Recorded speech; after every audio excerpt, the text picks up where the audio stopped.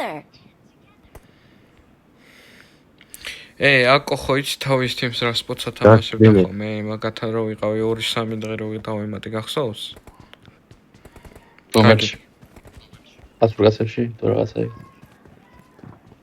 ხო, მან აი ამასა თამაშობდა რონდოზე. 4 კაცი შეშებოდა აგე. ფარდას ყურას თამაშობს. გესმით? ჯო ერთი დია მაქე. აქ ხوار დავეშოთ ხო ყურე.